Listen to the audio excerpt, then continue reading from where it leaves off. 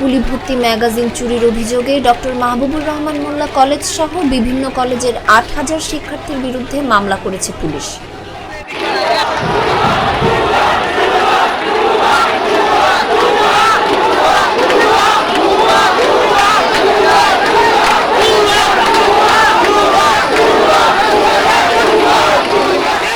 রোববার পুলিশের উপপরিদর্শক AKM হাসান মাহমুদুল কবির বাদী হয়ে রাজধানীর সূত্রাপুর থানায় এই মামলা করেছেন।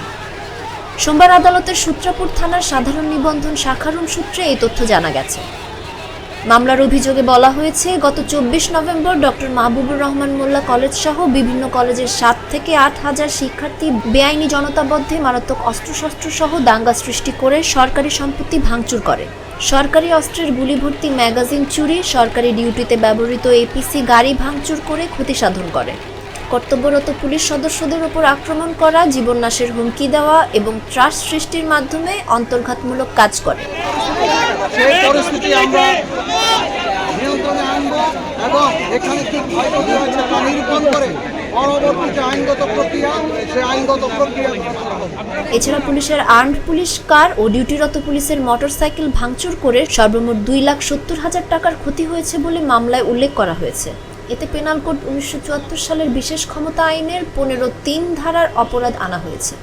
ভ্যাকুয়াম তৈরি হয়েছে বিভিন্ন ক্ষেত্রে, আমরা এটা অস্বীকার করছি না যে আমাদের এখানে ভ্যাকুয়াম তৈরি হয়, এখনো ভ্যাকুয়াম আছে। আমাদের পর্যাপ্ত পুলিশ পর্যাপ্ত সাপোর্ট কিন্তু নেই। ৫ই আগস্ট এবং তার পূর্বের ঘটনায় অনেক কিছু আমাদের পুলিশের, ইভেন আমাদের যে leg guard, helmet, bullet proof jacket, এই সমস্ত নিত্য প্রয়োজনীয় পুলিশের সরঞ্জামাদি আমাদের পর্যাপ্ত নেই।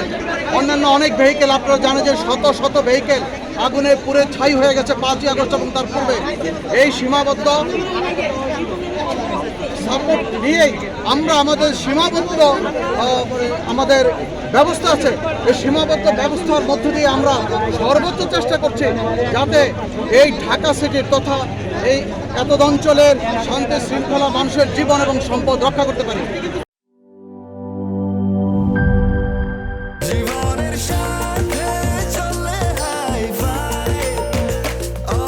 স্বাস্থ্যকর অল টাইম, সব সময় অল টাইম হেলদি লাইফ।